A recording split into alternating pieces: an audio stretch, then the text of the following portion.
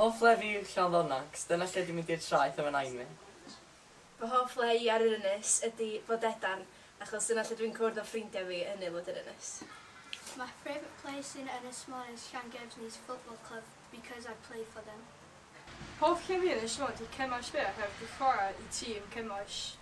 Fy hoff le i yn yr haf ydy rhaid rhianir i weld yr haul lochlyd yn y car.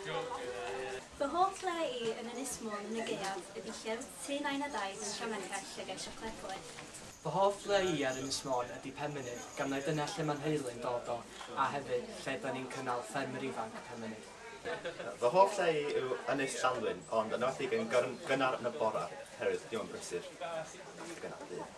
Fy hoff le i ar yr ynys yw Llanddona, gan fod i'n mwynhau mynd i'r traeth yno. Fy hoff le fi ydy ysgol gynradd Bodedern, lle mae aelwyd yr ynys yn practisio bob pnawn dy Sul. Hoff le fi ydy siop pizza Rhosneigr a mynd i bita ar y traeth. Hoff le fi ydy Bodedern, achos fan'na dwi'n mynd i cor i weld ffrindiau fi. Hoff le fi ydy Llanddisiant ger yr afon alaw, oherwydd fyna chi ges i magu. Fy hoff le i yn Ynys Môn ydy Porth Llechog, herwydd os o'n i'n fach o'n i'n mynd yna i hel cnancod efo fy mrawd a chwaer a taid. Hoff le fi ar yr ynys ydy Penmynydd, gan bod clwb ffermyr ifanc yn ymgynnull yna. Hoff le ni ydy Adra, a dwi'n licio mynd i Rhosneigr i gael pancakes. A dwi'n licio mynd i Ynys Llanddwyn i dynnu lluniau.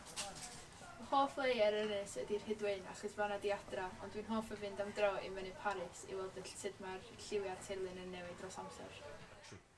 Fy hoff le i ar Ynys Môn ydy Llangefni oherwydd dyna lle dwi'n byw, ond dwi'n hoffi mynd i ardal Rhosbol hefyd, gan bod dyna lle mae nain a taid yn byw.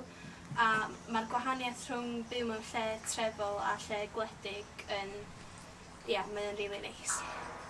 Fy hoff le ydy Llanfachraeth, ond dwi'n hoffi mynd i Llanfellach hefyd, achos mae yna lot o teulu a ffrindiau fi'n byw yna, a mae'n fatha cartrefol fatha tŷ fi hefyd.